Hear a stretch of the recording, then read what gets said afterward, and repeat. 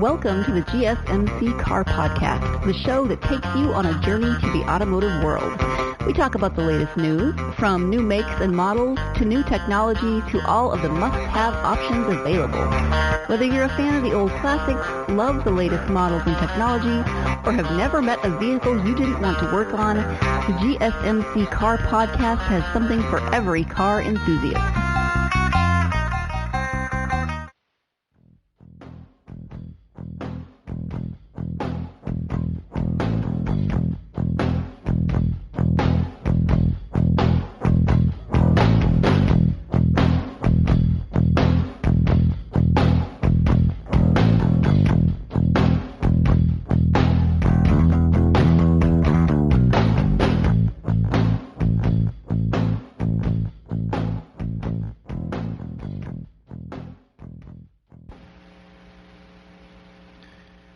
Thank you for tuning in to the GSMC Car Podcast, brought to you by the GSMC Podcast Network.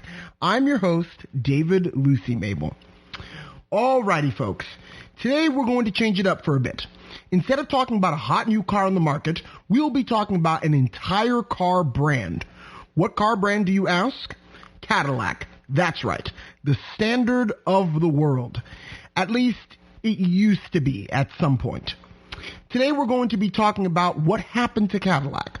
We'll be discussing their lost roots, how they got here, what GM will do to reinvigorate its brand, and stay tuned for the last segment, for we'll be discussing my top 10 favorite American luxury cars of all time. So, alrighty car lovers, buckle your seatbelts and we are going to take a trip into Cadillac, where we will find out why is Cadillac such a German wannabe. Okay, so first off, let's discuss roots. Cadillac is one of the oldest car companies on earth. Cadillac was formed from the remnants of the Henry Ford Company, not to be confused with the Ford Motor Company, which actually started in 1903. In 1902, by Henry M. Leland, who was the person who founded Cadillac, who ironically started Lincoln 15 years later, in 1917. Cadillac was set out to be a genuine luxury car with superior build quality and technological advances. Cadillac was the first car company to have electric starters in their cars, which, by the way, is actually a very funny story. So apparently, one of the cars back then that was a Cadillac had to be crank started. That's how all cars were started back then. They were all crank started. And apparently, someone crank started their Cadillac, it backfired, and they got injured. And so when that person got injured and then Henry M. Leland heard of it, he said, I will not have my cars killing people. So he said that he was going to develop an electric starter and make it standard equipment in Cadillacs. And since then, after that person was injured or killed, different sources say different things, that person was basically the reasoning why Cadillacs got electric starters, and this is why you can have an electric starter on your car today. So thank Cadillac for that. And not only that, but Cadillac was the first car company to produce a closed-bodied vehicle. With such advancements in technology and bragging rights to boot, it makes sense that Cadillac was once called the standard of the world. Cadillac continued to offer some of the most luxurious cars in the world, and they made advancements in safety as well, as they became one of the first car companies in the world to offer airbags in the 1970s. Of course, they weren't called airbags back then. They were called like air cushion restraint systems or something of that sort. Funny enough, the popular option was to not get the airbags because the steering wheels weren't as thin as people wanted them to be, and they weren't as elegant. So people did away with the airbags. They didn't buy them, and then Cadillac actually did away with the airbags themselves and didn't bring them back until they were mandated by the federal government a couple of decades later. So fun fact for you. So the question is, what exactly happened? Cadillacs today seem to have abandoned their roots roots as luxury cars, and they seem to be chasing a persona that is not really meant for them. I mean, I would like to consider myself a connoisseur, if you will, on the Cadillac Motor Company. My first car was a 1998 Cadillac DeVille. My second car was a 1997 Cadillac DeVille. After the first one died, I loved it so much that I went out and got the same exact car, at least close enough that I could find. So I really love Cadillac. I'm passionate about it, and it just prompted me to do an episode on this. What exactly happened? I mean, Cadillac was really focused on luxury and focused on comfort, and now they seem to want to be chasing Mercedes-Benz and BMW, which that was never what they were supposed to do to begin with. Here's why I say that. Cadillac used to be greater than Mercedes-Benz, BMW, and even Rolls-Royce and Bentley. I mean, those were small boutique car companies in Europe, especially Rolls-Royce and Bentley out of England. I mean, they didn't even have V8 engines. They had inline 6 engines. I mean, they were nice, but Cadillac was powerful. Cadillac was comfortable. Cadillac was well built.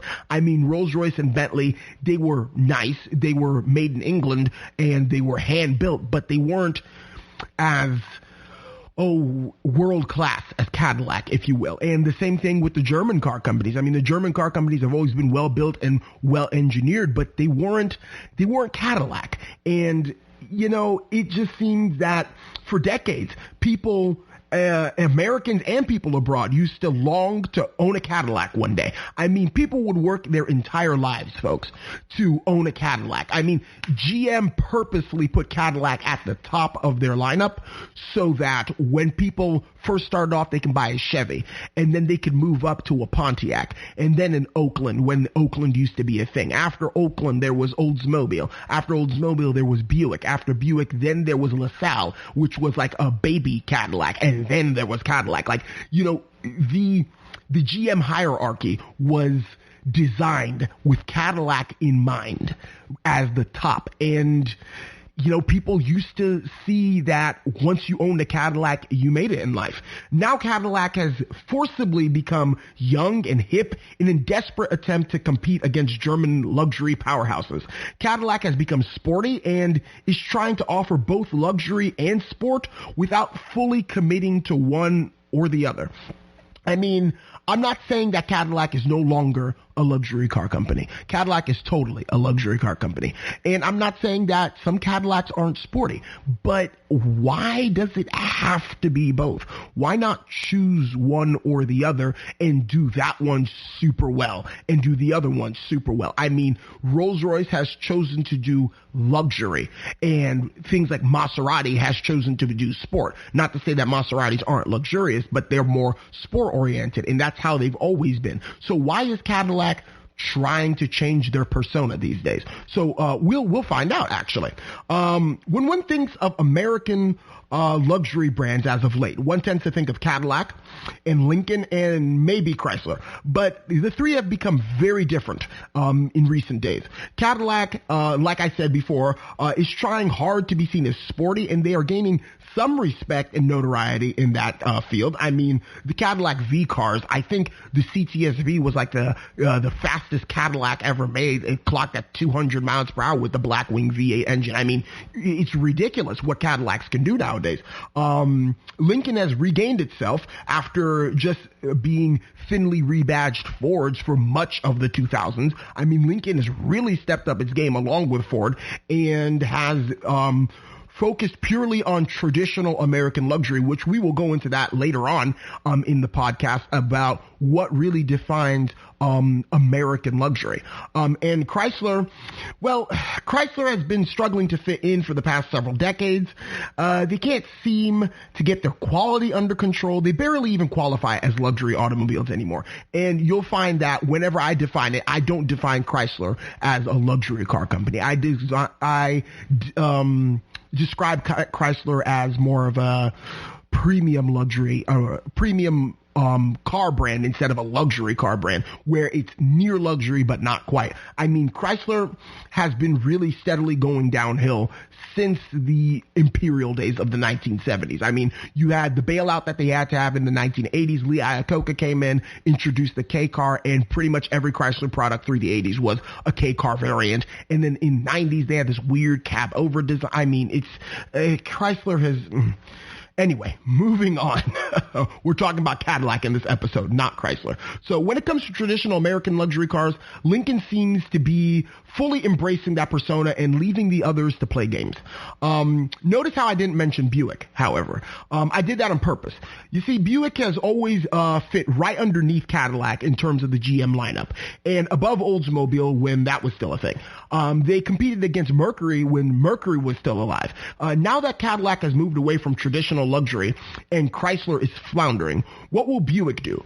Will they step up and compete against Lincoln while Cadillac chases the German rivals? Maybe. And here's why I say that. Keeping with the shift to crossovers and SUVs in the American car market, Buick has recently announced that actually they're going to stop making cars. Now, you'll find out if you were to go to the Buick website right now at the time of this podcast, you will find that there are still some holdouts. You have the Regal Touareg, which is a wagon. You have the Regal, and you have the Regal GS, which is like a sporty version of the Regal. Those are the last Buick sedans. After that, I believe in 2020, Buick will no longer be making cars. They will only be making crossover SUVs. Buick has the Enclave, the Envision, and the Encore, which are all crossovers. This leaves GM split in its response to Lincoln. Buick seems to be responding to Lincoln's Nautilus, Aviator, and Corsair with the Envision, Enclave, and Encore, but to Lincoln's Continental, which has been successful, GM is pitching Cadillac's CT6 sedan, and to Lincoln's Navigator, Cadillac has the Escalade. So basically, let's go back to that, Cadillac. Their lineup seems to be split. They are semi-focused on Lincoln and semi-focused on German rivals. Make up your mind, Cadillac. For the love of Pete, I mean, what is it going to be? According to Cadillac.com, their 2020 lineup is as follows.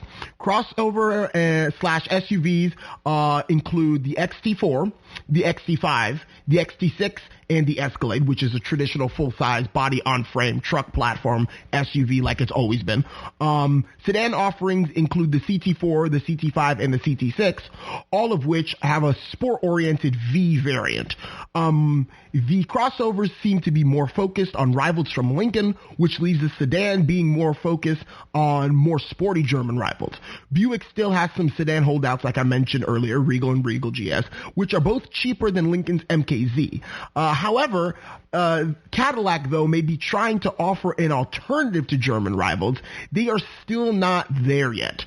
When I see Cadillac, I see them as wanting to imitate Germans from a market segment that has some overlap, but is not up to par. Now, what I mean by that, as you look at the prices of Cadillac sedans, you will find that I believe the XT4, off the top of my head, starts at around $32,000. The XT5 is around $36,000 or $37,000, and I should be saying CT4 and CT5. Those are how they designate their sedans, and I believe the CT6 starts at around $50-something thousand. When you look at Mercedes-Benz has the new A-Class. The A-Class is starting around, high 20s, low 30s. You have the C-Class, which is mid 30s starting out. You have the E-Class, which is like low 40s starting out. So on the surface, it seems that Cadillac is approaching Mercedes-Benz as far as price goes, but let's look at it this way. You have one of the most expensive Cadillacs not even being close to the S-Class.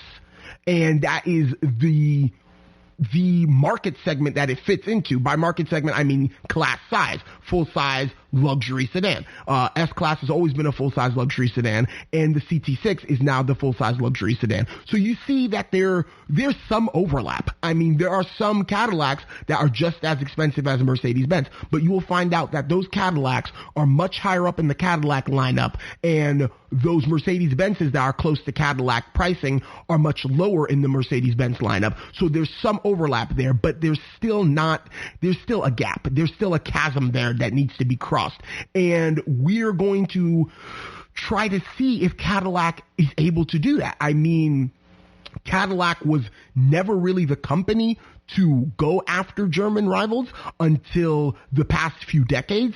I mean, before they were focused on beating Lincoln, in which they far outsold Lincoln, and Lincoln, for a lot of years had some quality control issues. I mean, especially with their cars that weren't on the Panther platform, like the Lincoln Town Car. But I mean, Cadillac is still playing a game there that, you know, they might not win.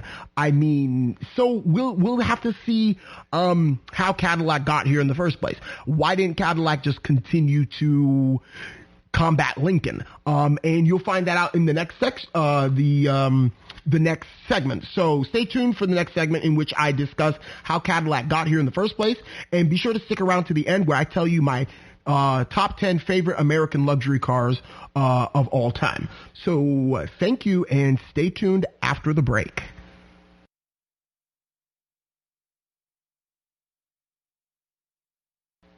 Are you a business owner? Someone interested in the latest news that might affect your business? Then check out the GSMC Business News Podcast, a show dedicated to keeping you up to date on all things concerning business, technology, and the stock market. Get a head start on the day as we keep you updated on the latest goings-on Wall Street, money, jobs, and technology. The GSMC Business News Podcast has you covered.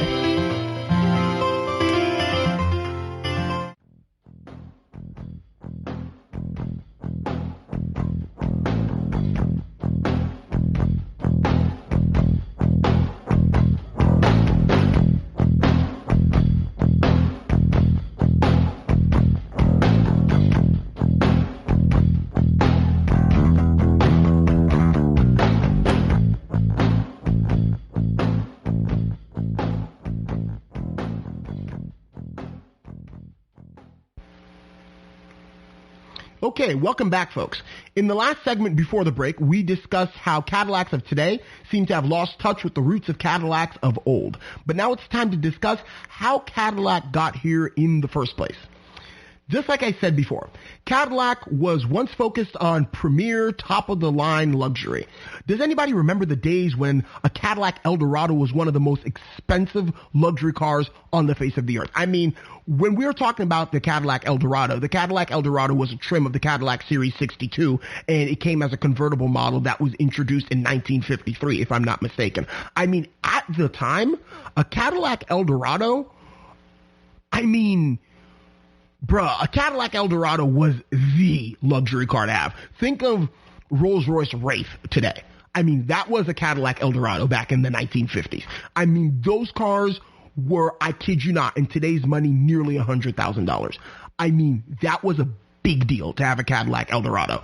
And how about the days where you could get a factory limousine from Cadillac? The Fleetwood Series 75 was a factory limousine from Cadillac that you could buy and you can order and you can use privately, be driven in or whatever. I mean, they made the Series 75 until I believe the 1980s. I mean, these were literally stretched Fleetwoods that had like room for 6 or 8 people inside of them. They were factory limousines. I mean, you can't get that anymore. I mean, you might be able to get that from like Bentley or Rolls-Royce if you shell out a pretty penny, but from Cadillac doesn't offer things like that anymore.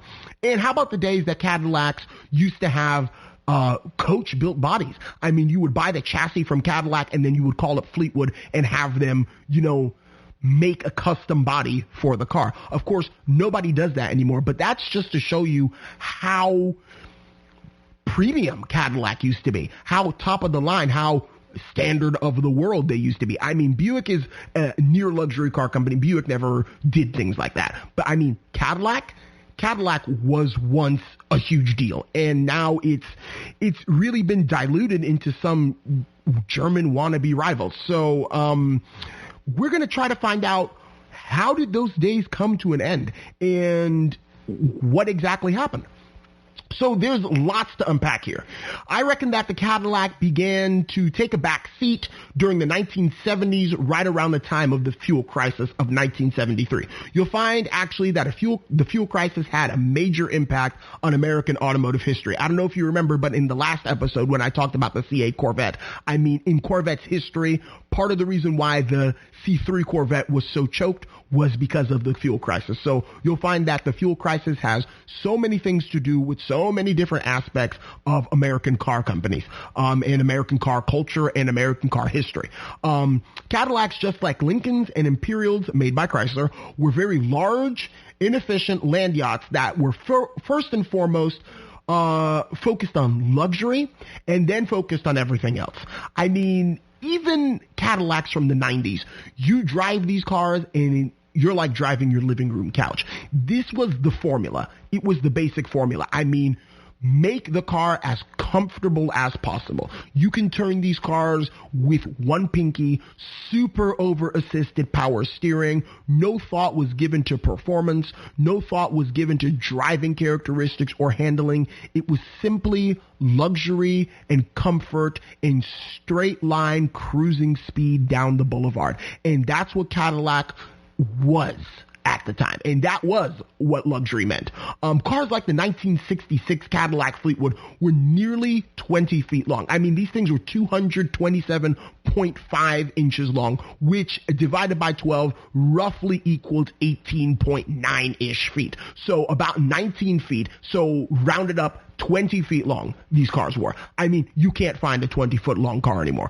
I mean, you can barely find a 17-foot long car anymore, let alone from Cadillac. I mean, you know, these massive body-on-frame construction and very large V8 engines that carried around all that bulk. You see, this, like I said, was luxury at the time. At least in America it was. America being the land of highways with the interstate highway system, and where people have always had the freedom to drive wherever they wanted since cars became widely available, has always valued large, comfortable, luxurious cruisers that did not give much thought to handling or driving characteristics like I mentioned earlier.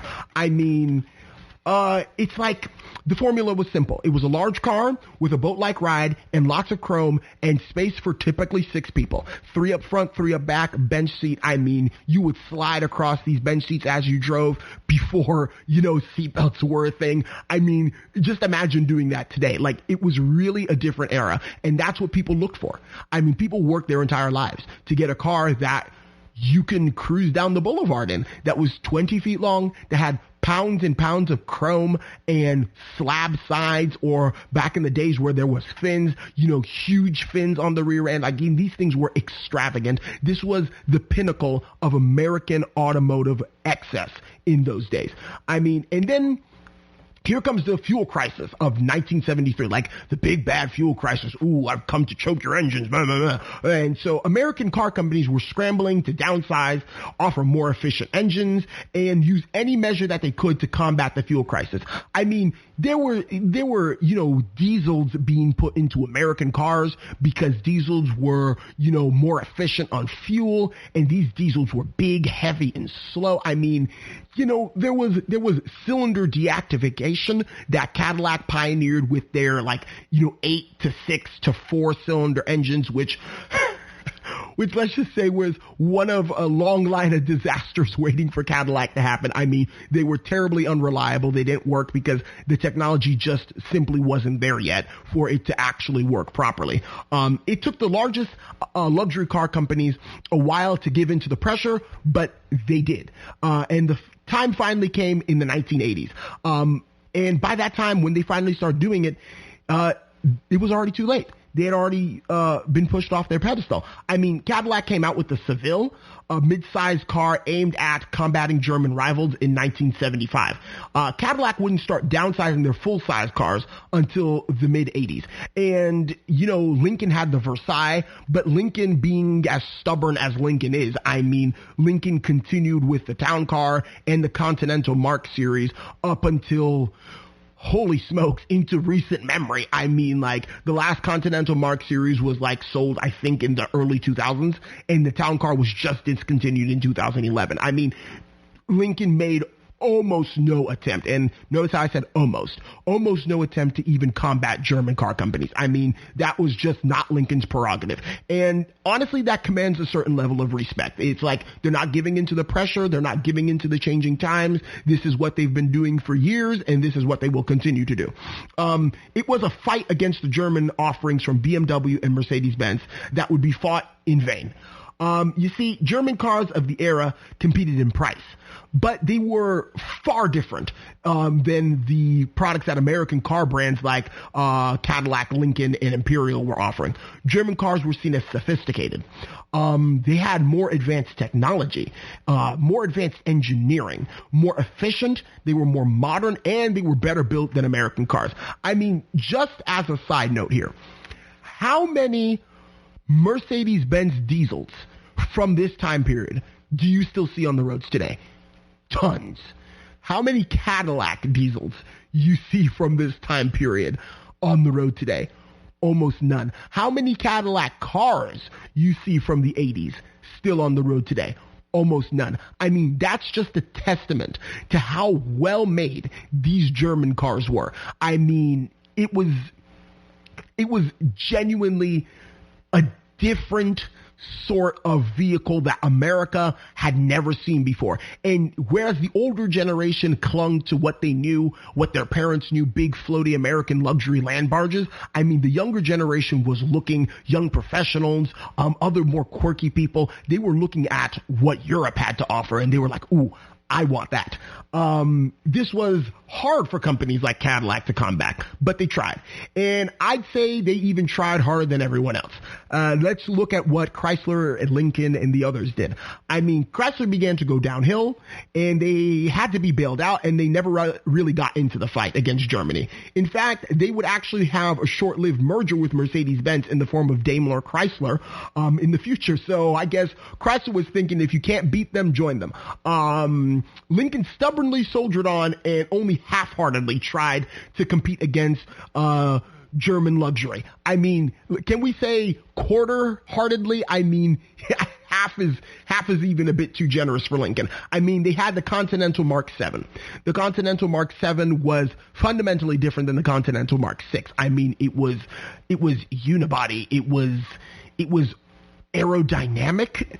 I use that term kind of loosely. It was, I don't know, it was sporty. They offered sport versions. I mean, it couldn't compete against Mercedes-Benz and whatnot because it was just simply out of not the same market segment. But as far as an attempt, I mean, it was a noble attempt on Lincoln's part. I'll give him that. But Cadillac, whew.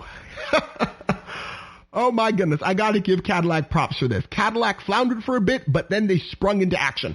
So, what exactly did Cadillac do? Okay, get this, folks. Cadillac tried first with the Cimarron to be a cool, sporty, compact Cadillac aimed at the likes of BMW. LOL. Laugh out loud, folks. This failed miserably. The Cimarron was nothing more than a counterfeit Cadillac rushed into production on the thinly disguised bones of the Chevy Cavalier. Cadillac tried again, this time really hard, with the Cadillac Avanti in the early 90s. This car was designed by Pininfarina in Italy, and it was Cadillac's first application of the North Star engine, which would be used in several applications by GM for the next 20 years. Mostly in Cadillac, of course, but with some appearances in Buick, Oldsmobile, and Pontiac. And, of course, I almost forgot to mention the Cadillac Catara. The Cadillac Catara, I believe, was a rebadged Opel Vectra from Germany, I believe. And I guess the way Cadillac thought they were going to I guess, compete against the Germans was by bringing a German GM vehicle to America and then rebadging it as a Cadillac and then I don't know who they thought they would fool. I don't know. I don't know what Cadillac's thought behind the Catera was, but another counterfeit Cadillac gone wrong. So I mentioned the North Star engine. I have a rant about the North Star engine. This engine was fundamentally different than anything Cadillac had offered before. It was all aluminum, dual overhead camshafts, fuel injected, and was a very complex design. It offered 275 horsepower in its base configuration and all the way up to 300 horsepower in the high performance variants.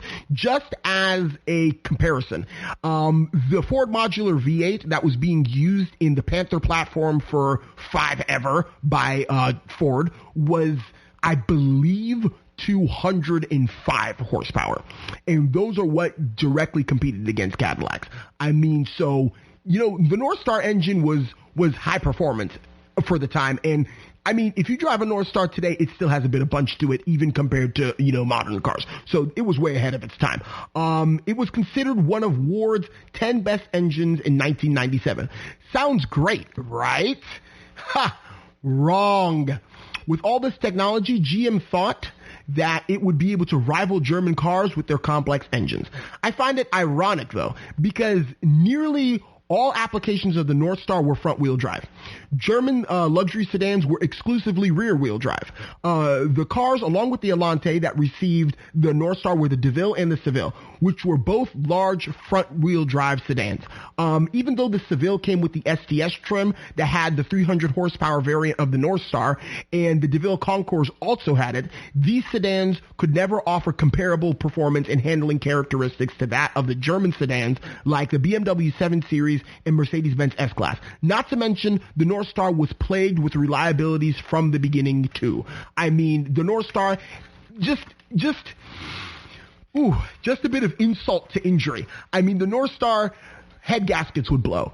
Head bolts would come undone. And for you to change the alternator on a North Star engine, you had to remove the radiator, all of its hoses, because the alternator, instead of being mounted on top like a reasonable engine design, was mounted on the bottom.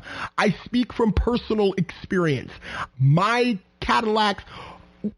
first Cadillac had to have the alternator replaced, and it cost $500 for an alternator. And now I own a Buick. The alternator in the 3800 engine is right on top. So Cadillac continued this way until they began to change their naming customs to an alphanumeric naming system reminiscent of the German brands. They tried real hard, folks. The Catera became the CTS, the Seville became the STS, and the DeVille became the DTS. The CTS and the STS, offered with V variants, would become the ancestors of the V cars from Cadillac today. These cars are the ones that Cadillac tried to pitch against the German rivals. To put it short, Cadillac quality is simply not up to par with the German rivals. The German offerings are out of the price range, and after decades of quality issues from Cadillac, their reputation is simply not what it used to be. And consider this, BMW and Mercedes-Benz only make luxury vehicles. They don't share platforms and components with lesser vehicles. They are less prone to having cheap parts that are used as cost-saving measures. GM has this problem. Cadillacs contain elements from lesser vehicles, which under normal circumstances wouldn't be a problem, but when you're taking on the German big dogs, you're going to have to be better than that. So stay tuned for the next segment, in which I will discuss what GM could possibly do to redirect Cadillac. And don't forget, at the end of this podcast, I'll be discussing my top 10 favorite American luxury cars of all time.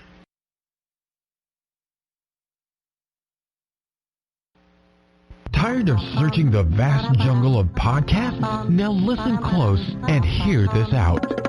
There's a podcast network that covers just about everything that you've been searching. Hey! The Golden State Media Concepts Podcast Network is here. Nothing less than a podcast bliss with endless hours of podcast coverage. From news, sports, music, fashion, cooking, entertainment, fantasy, football, and so much more. So stop lurking around and go straight out to the Golden State Media Concepts Podcast Network. Guaranteed to fill that podcast itch. Whatever it may be, visit us at www.gsmcpodcast.com. Follow us on Facebook and Twitter, and download us on iTunes, SoundCloud, and Google Play.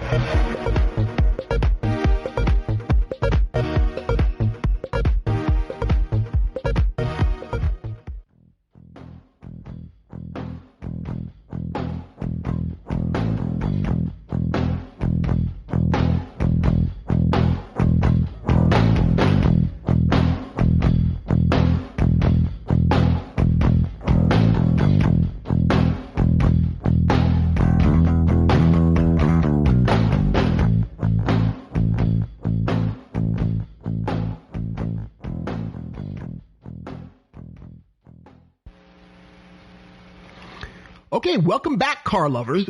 Before the break, we discussed how Cadillac got to be a German rival wannabe. Now let's talk about the solution.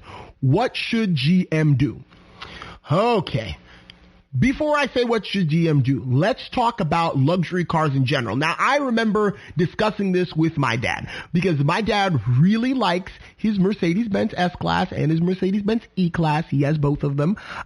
He really likes German luxury cars. I mean, this is what he's wanted since he was a kid, and now he finally has them. He refuses to get rid of them. However, me, on the other hand, my first car was a Cadillac, and I am loyal to American luxury cars. And I will tell you, by this comparison, I will make an inference as to how they are different. So let's talk. I'm not an expert, but I'd like to attempt, at least, to divide up the luxury car market into different segments. Okay, so first off, there are ultra luxury cars like Rolls-Royce and Bentley. These are the ones that are going to cost upwards of $200,000-$300,000. I mean, most people will never own one. Most people will never even own a used one. Most people, frankly, won't ever ride in one or even see one. I mean, these are the ultra luxury, like not one-off cars, but limited production that you don't see very often unless you go to, like, you know, California or, you know, Dubai or downtown Naples or Miami. I mean, those cars, you don't see them very often. There are high luxury cars like the Mercedes-Benz, BMW, Audi, Volvo, and to a lesser extent, Jaguar. Those are the European luxury brands. And these cars are characterized by the fact that they tend to be very expensive, of course, because they're luxury cars.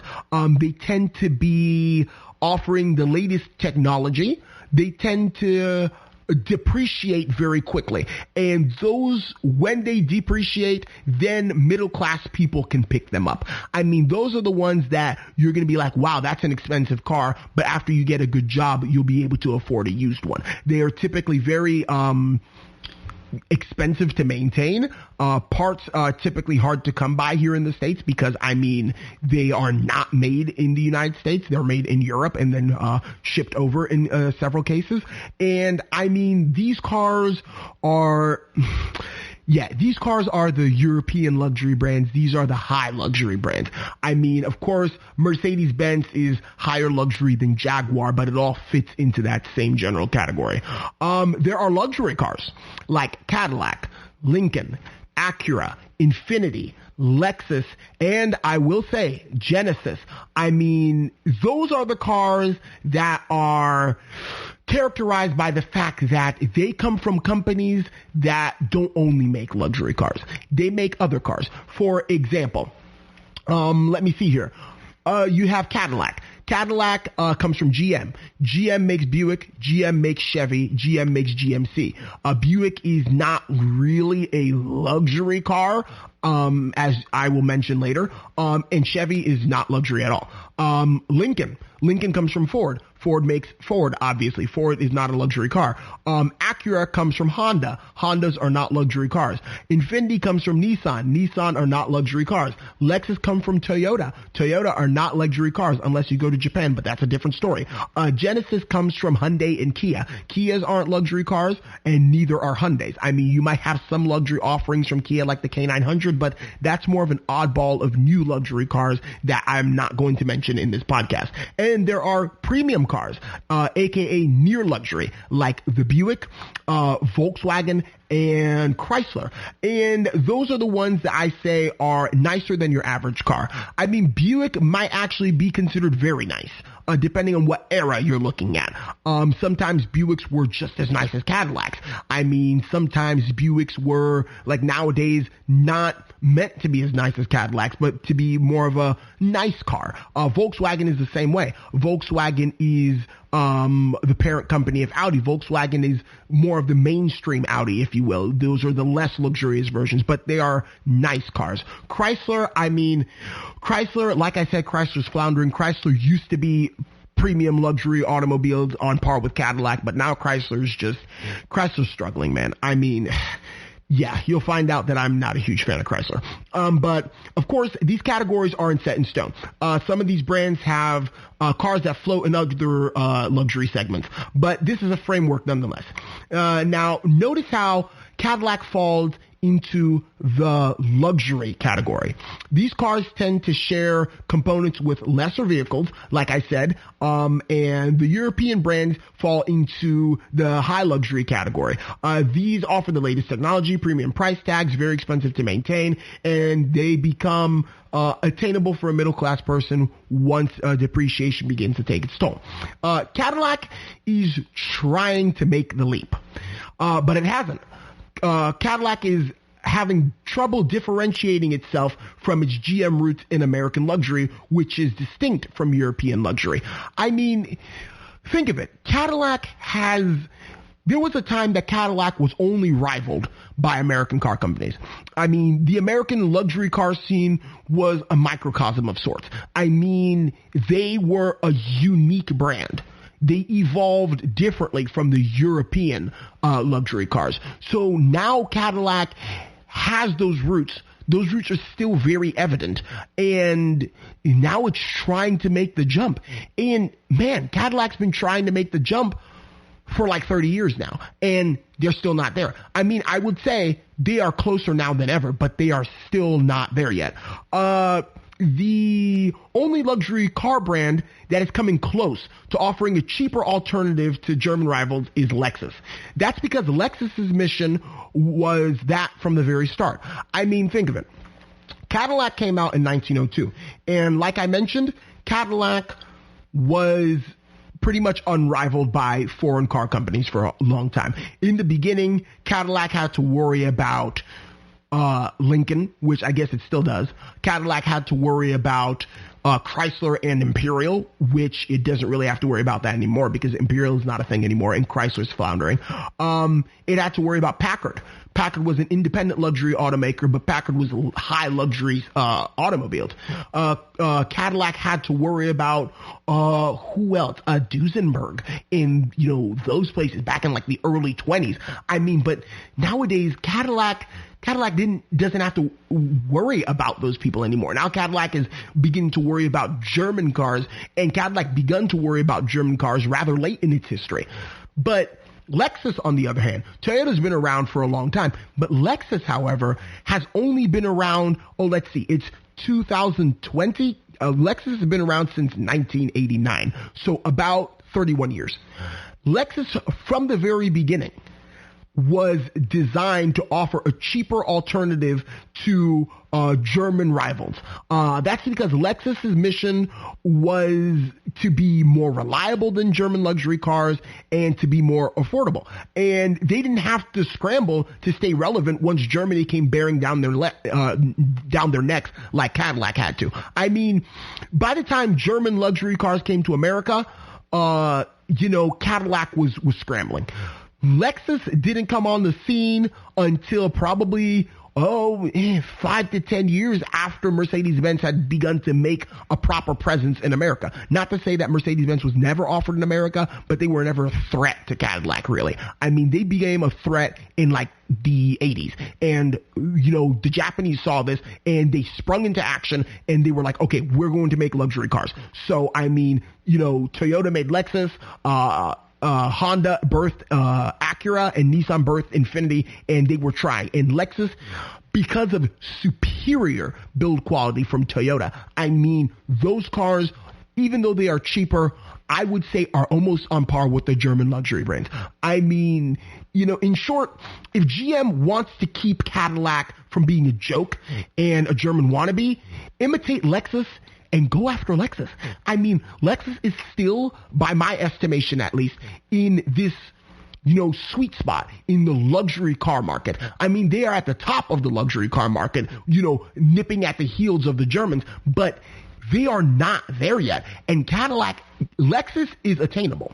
Lexus is attainable for Cadillac because, I mean, you got Acura and Infiniti. Acura and Infiniti are kind of, they're trying to find a way. They're a little bit more sporty. They're not really focused on ultra high luxury. I mean, they've got their nice cars, but Acura's RLX is not a Mercedes-Benz S-Class killer. I mean, Lincoln's LS, though, is. I mean, Infiniti's M series is not a Mercedes-Benz killer. I mean, but like I said, Lexus's LS is. I mean, Cadillac can go after Lexus. Cadillac can, pick up its face off the ground, if you will. I mean, quit trying to kiss up to the German luxury brands and actually go after something that's attainable. Go after the Japanese. I mean, the Japanese cars are very well engineered and they're reliable. I mean, Cadillac can be well engineered and reliable. The German cars are over engineered and as a result are not reliable. So if Cadillac can become reliable, if Cadillac can start imitating Lexus, which has a very similar company structure, as they don't only make Lexus, they make Toyota as well. I mean, if Cadillac can take some pages out of Lexus's book, I mean, they might actually have a chance at making themselves relevant again and not seeing as some, German wannabe. I mean, that's not what Cadillac was meant to be. GM should bring back Buick. And not bring back Buick as if though Buick was discontinued. But like I said, Buick was planning on, discontinuing all their cars. I mean, you had great cars like the Buick LaCrosse. You had great cars like the Buick Regal. You had the Buick Verano. You had other cars that Buick was offering. I mean, Buick should bring back its cars and make their crossovers nicer, which they are beginning to with the Avenir trim. They should really focus on Lincoln because Lincoln has no interest in pursuing German luxury brands. I mean, Lincoln has really embraced the American luxury definition and is going into the market that way. And I guess the few holdouts that still like large floaty American sedans or large floaty American cars are going to be looking for Lincoln. And let's not forget Genesis. I mean, Genesis kind of came out of nowhere. I mean, Genesis just came onto the market like, less than 10 years ago. I mean, there was a Hyundai Genesis, but Genesis as its own brand, I think was like established in 2016 or something like ridiculously recent like that. But Genesis, I mean, I just watched a video on the new Genesis G90. I mean, the Genesis G90 is, I mean, y'all, it's beginning to look like an American luxury sedan. I mean, Cadillac is letting Genesis just move in there. It's slacking on Buick. I mean, or GM is just letting Genesis move in there. GM is slacking on Buick, and GM is trying to pitch Cadillac towards some sort of unattainable goal, which, frankly, I don't think it's going to be able to reach. I mean, this is basically what Cadillac needs to do. Cadillac needs to stop chasing the Germans. Cadillac needs to focus its resources on Lexus, and Buick needs to save itself from becoming irrelevant and start targeting Lincoln. Because Genesis is going to move in. Kia's K900, I mean, Kia might move into that market too. I mean, Cadillac, GM, forget the German rivals for now. Go after Lexus and the Germans will worry about themselves. I mean, the Germans already have enough competition from Audi, from BMW, from, those brands over there in Europe. I mean, forget about them. You will get there one day, but right now is not the time. So stay tuned for the next segment in which you all have been waiting for. I will be talking about my top 10 American luxury cars of all time, my favorites.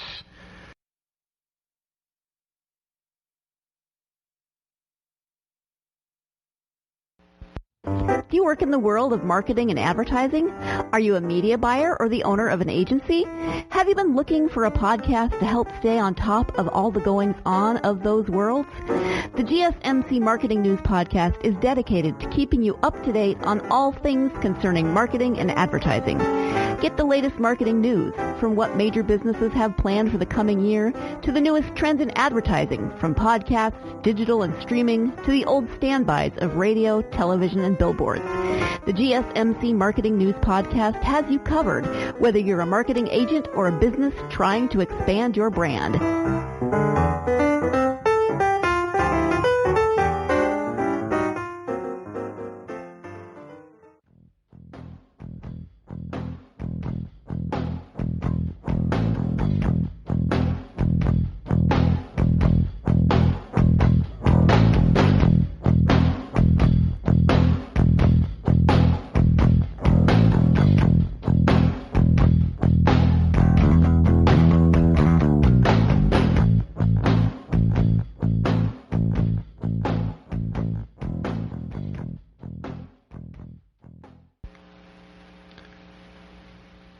All right, welcome back, folks. Okay, finally, I can tell you all about my favorite American luxury cars of all time. Before I say that, though, I mentioned earlier how American luxury is different from European luxury. And this is, I guess, where I really shine in my knowledge of cars. Let's just look at the different philosophies in how Americans build cars and how Germans build cars, or how Europeans build cars in general.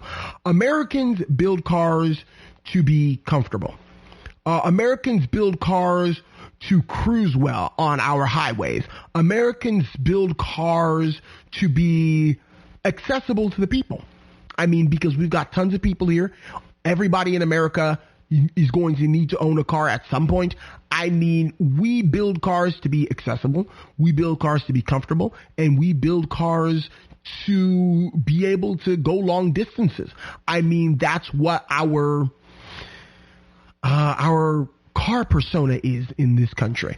And so American luxury has really perfected all of that. It's made the cars big. It's made the cars comfortable.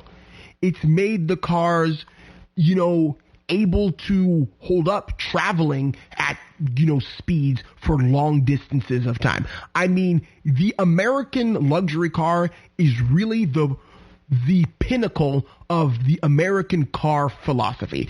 Comfort, accessibility, and, reliability. It was quality, it was comfort, it was reliability. That's what made an American luxury car. German luxury cars, on the other hand, I mean, think about Germany. Germany has the Autobahn.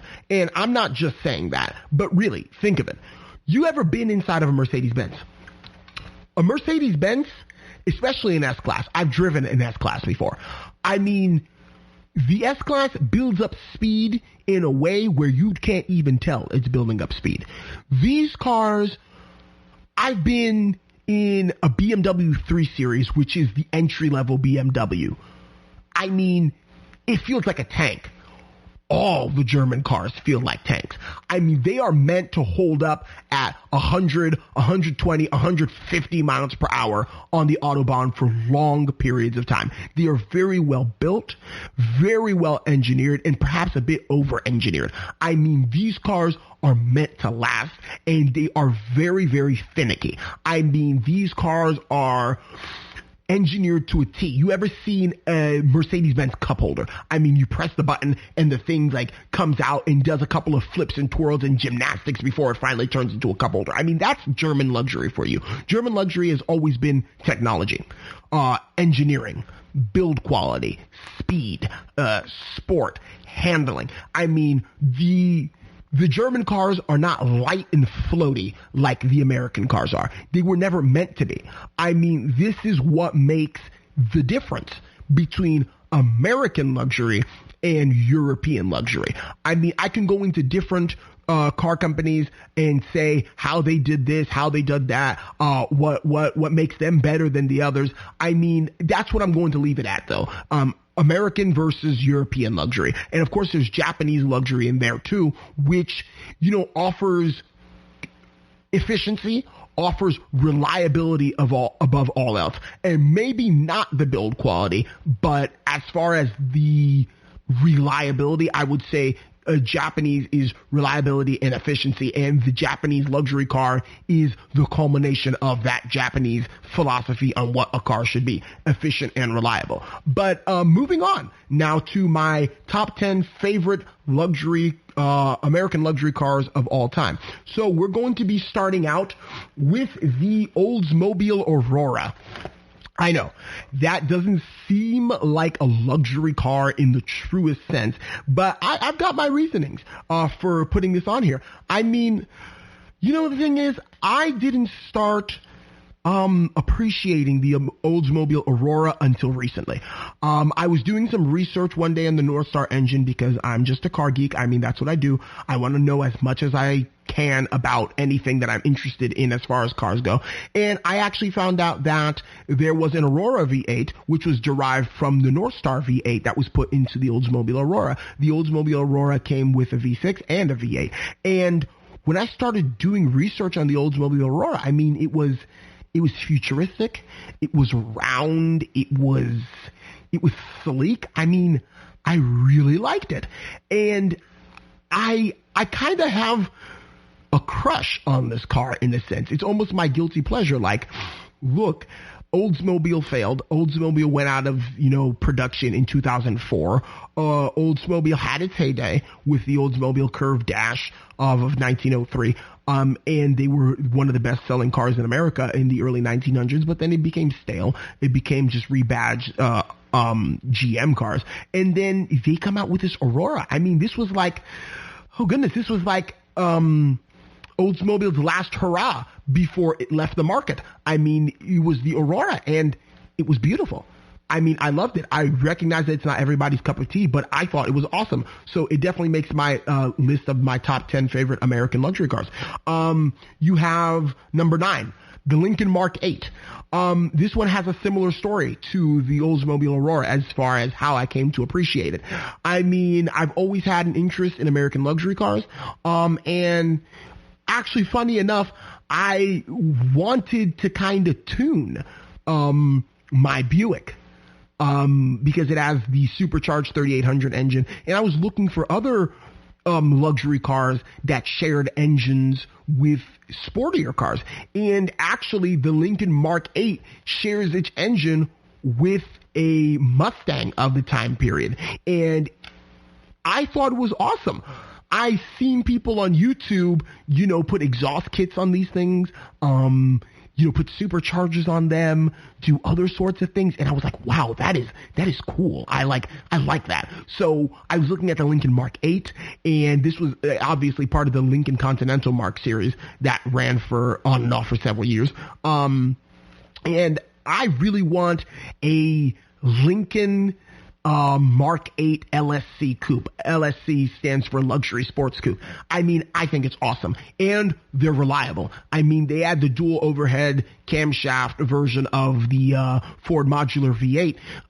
And this was obviously no secret that it was meant to compete against Cadillac's North Star. The LSC, or I should say the Lincoln Mark 8, was a direct competitor to the Cadillac Eldorado of the time period, which had the North Star. I mean, it's no secret that this was meant to compete against that. And get this, the Lincoln LSC is rear-wheel drive. I mean, that may not seem like a big deal, but that's really sporty. And the fact that you can tune it because it has a Mustang engine in it, I mean, like, that makes it one of my favorites for sure.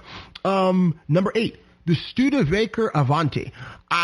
This is a personal luxury car. And I didn't mention the Ford Thunderbird on the list, even though my Ford Thunderbirds are literally my favorite car of all time.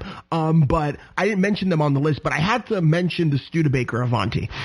The Studebaker Avanti was beautiful. I mean, it was, you know, if this car were a person, this car would be the Scarlett Johansson of cars. I mean, it was beautiful. I mean, everything about the Studebaker Avanti was beautiful. It was stunningly gorgeous. I mean, it was well appointed. It was well built. I mean, it came from now an orphan car maker, but Studebaker, I don't know much about what Studebaker made well while it was in production, but I will say the Studebaker Avanti was a beautiful car, a beautiful American automobile, and definitely a car that I miss. I wish was still around in some way, shape, or form. My number 7, the 1959 Buick Electra. Yes. This Buick Electra with the Delta wings. I mean, this car looked mean. This car did not play as far as the way it was designed. It was, oh my goodness, it was futuristic. It looked like, you know, there were rockets shooting out of the tail end of the car. I mean, this was a big deal. This was a big deal to me when I first saw it, at least. And I like the 1959. The 1960, the styling was beginning to be a bit more tame that I did not appreciate. I mean, the 59 was the ridiculous styling. I mean, imagine those cars were normal. You would see those cars on the road. I mean, see a 59 Buick Electra today. I mean, that's going to turn heads. I mean, dare I say, I think it was even slightly better looking than the 1959 Cadillac. I mean, the 1959 Cadillac was definitely overstyled, but the 1959 Buick Electra, I mean, absolutely wonderful. I mean, absolutely wonderful. Number 6, 1958 Lincoln Continental. Talking about overstyled vehicles. Not only were these cars overstyled, they had slanted headlights that were slanted at like a 45-degree angle. They had trapezoidal grills, scalloped fenders. They had like breezeway windows in that. I mean, this thing was, oh my goodness, this thing was ridiculous. I mean, it was wonderfully ridiculous. A car like that would never pass today. And get this, these things were like 21 feet long, and they were unibody construction cars. These were the largest, or if not one of the largest unibody cars ever made. I think second only to the same era's Chrysler Imperial. And I mean, if Chrysler Imperial were to be an honorable mention, I mean, the 70s Chrysler Imperials, I mean, I hate Chrysler today, but back then when they were still making Imperials, Jesus, oh my land. I mean, it was wonderful. I mean, but yeah, the 58 Lincoln Continental, it was wonderful. It was gorgeous. It was, you know, the pinnacle of American excess. I think, you know, 1958 was probably the best year for car design, of all time. I mean, maybe there might be another 1958-esque year in the future where cars get back to looking ridiculous again. But I mean, 1958, 1959, those were the years. Number 5, 1966 Cadillac Fleetwood. The reason why I like this one, stacked headlights. I mean, that is literally the reason why I like it. Stacked headlights, and then the long, thin tail lights that are Cadillac's signature. I mean, this is wonderful.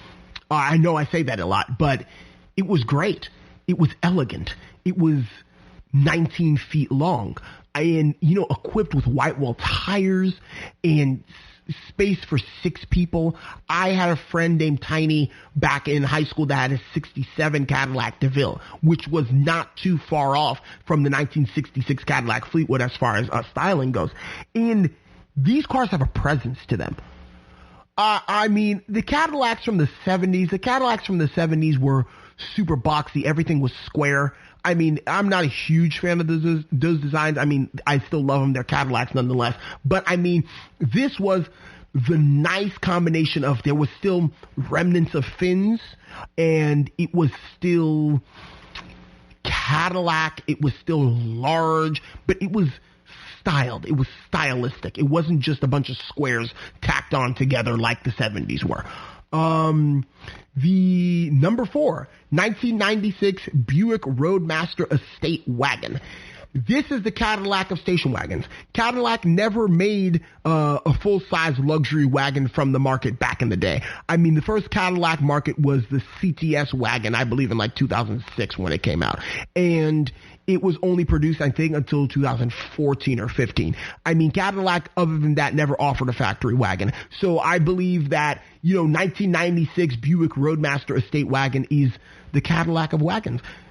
I mean, dude, you can't get station wagons like that anymore. I mean, there's the Buick Regal Tour X, but that's not an American station wagon. Those are not the things that you see in the movies. Those were not the cars that you used to haul around your family in before minivans were a thing. I mean, the Buick Regal Tour X is very Subaru Outback-ish as far as wagon goes. I mean, it has its place. I love it. I love a good sports wagon, but it is not a traditional American luxury wagon like the 96 Buick Roadmaster Estate Wagon. I mean, that thing, if I don't get a Fleetwood as my next car, I will get a 96 Buick Roadmaster Estate. I mean, and not only that, it had the 5.7 liter Corvette-derived LT1 engine with 260 horsepower, which if you put the performance chip in it, could give you 300 horsepower just like the Corvette did. So, I mean, you're basically having a Corvette-powered station wagon. Isn't that the most ridiculous thing you've ever heard in your entire life? Exactly. I absolutely love it. I mean, cars need to be that ridiculous again. Number 3. 1997 to 1999 Cadillac DeVille. These cars were my first 2 cars. I mean, they have a sentimental spot in my heart. I remember the first day when my dad, back in December of 2005, bought our very first Cadillac. It was gorgeous. At the time, though, I hated it. We had only owned Japanese cars before that.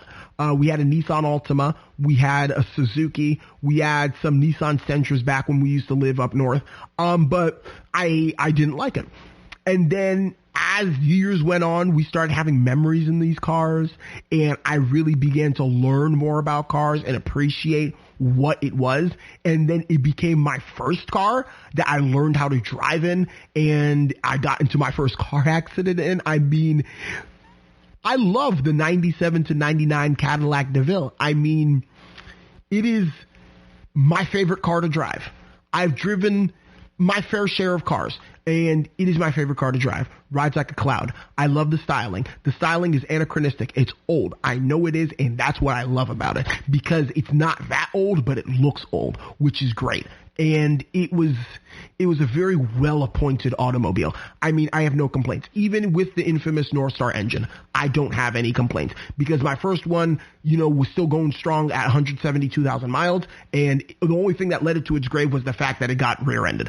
My second one, that died, so yeah, that was a different story. Number 2, 1993 to 1996 Cadillac Fleetwood. Yes. The Cadillac Fleetwood Brougham. I mean, of course, this is the second Cadillac Fleetwood on this list. This is my attainable dream car. Like I said, with the Buick Roadmaster Estate Wagon. The B-body cars, these were the last traditional American luxury sedans from GM. And they were great. I mean, body-on-frame construction, rear-wheel drive, big rumbling V8 up front. You can't get that anymore. I mean, you could have gotten it with the Lincoln Town Car, but the Lincoln Town Car, I mean, it's not a Cadillac. It's not a Cadillac. I don't care what they say. It's not a Cadillac. I love the Cadillac Fleetwood Brougham of this time period, especially the ones with the 5.7 liter V8. And last but not least, number 1, 1959 Cadillac Eldorado Bieret. I mean, this is the Cadillac. When someone thinks Cadillac, this is the car you think of. You think of the 59 Cadillac with the giant tail fins. You think of, the craziest colors imaginable on these cars. You think of, the the grille up front, the quad headlights, the fender skirts, the chrome piece around that says Eldorado. I mean, this is the car you think of when you think Cadillac. Need I say more? I mean, these go for like $250,000 today. If the Lord allows me to be rich, this is the car that I'm going to buy. And if I don't get it on this earth, in a next life, I will own a 1959 Cadillac Eldorado Biarritz convertible. I mean, these are probably my favorite car of all time. I know this Ford Thunderbird is one of my favorite cars, but this is the top. This is my favorite car of all time. Since I figured out this existed, I wanted it. Today we discussed the Cadillac. We discussed what happened with Cadillac, how it's become German luxury wannabes, what GM can do to fix it, how it got to here in the first place, and you got to hear about my top 10 American luxury cars, my favorites of all time. Thank you very much for listening to this GSMC car podcast brought to you by the GSMC Podcast Network. I would like to ask you to please remember to subscribe to the show and write a nice review that really helps us. Also, if you can, please follow us on Facebook, Twitter, and Instagram. Thank you and have a good night. You've been listening to the GSMC Car Podcast, part of the GSMC Podcast Network. You can find this show and others like it at gsmcpodcast.com. Download our podcasts on Apple Podcasts, Stitcher, SoundCloud, and Google Play. Just type GSMC into your favorite podcast app to find all of the shows from the GSMC Podcast Network. From movies to music, from sports to entertainment, from business news to weird news. Please subscribe to the podcast and follow us on Twitter and Facebook. Thank you, and we hope you've enjoyed today's episode.